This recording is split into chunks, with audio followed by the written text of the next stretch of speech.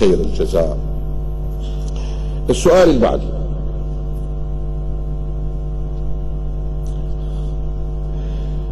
أنا ذاكر قصة نبي، هذا النبي كان معجزة المشمش، قصة ممكن 20 سنة قبل، ما أدري. فواحد من ما أدري الإخوة والأخوات وصلتني رسالة يقول: ما هي قصة نبي المشمش؟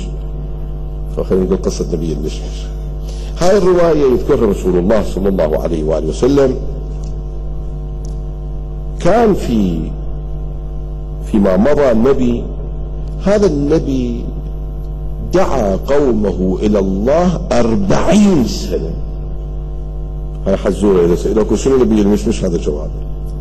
هذا النبي دعا قومه إلى الله 40 سنة ولا واحد آمن به. وحقيقة أقدر أقول المظلومون في التاريخ هم الأنبياء. لله اتبعوا من لا يسألكم أجرا وهم مهتدون، ما طالبين منكم شيء، وتعالوا صيروا يا الله، اعبدوا الله، خير الدنيا والآخرة وراء. كانوا يضربوهم، يكسروهم، يقتلوهم، يذبحوهم بالمنشار، ينشروهم، يحرقوهم بالنار، نعوذ بالله. هذا النبي 40 سنة دعاهم إلى الله، ولا واحد. يوم من الأيام هذول دخلوا في معبدهم، كان عندهم يوم عيد، رايحين للمعبد. هذا النبي أيضا جاء باب المعبد، هذا النبي الوحيد الغريب. قال: يا أهل الدنيا، يا ناس، يا أهل البلد، تعالوا إلى الله، اعبدوا الله سبحانه وتعالى.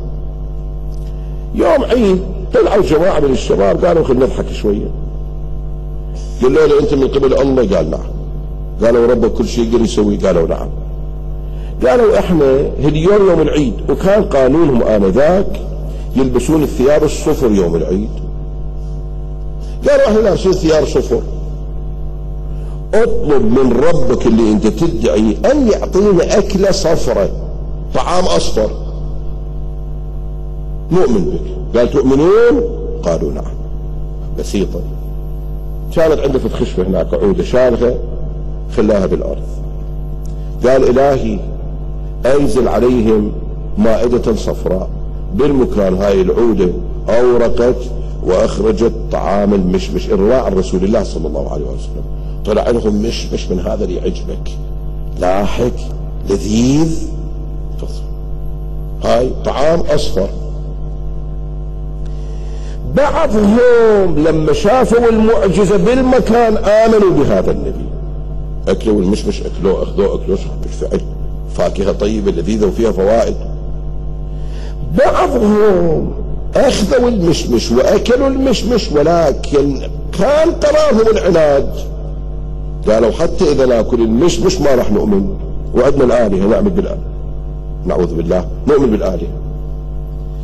فلما صار قرارهم هذولاك الفرقة الأولى أن يؤمنوا والفرقة الثانية لم يؤمنوا، رواية عن رسول الله، هذولاك الذي قرروا الإيمان، تدرون وسط المشمش أكو نواة، وسط النواة أكو حبة مثل اللوزة، لب حبة المشمش للمؤمنين صار حلو، كسروا الحبات طلع اللب حلو.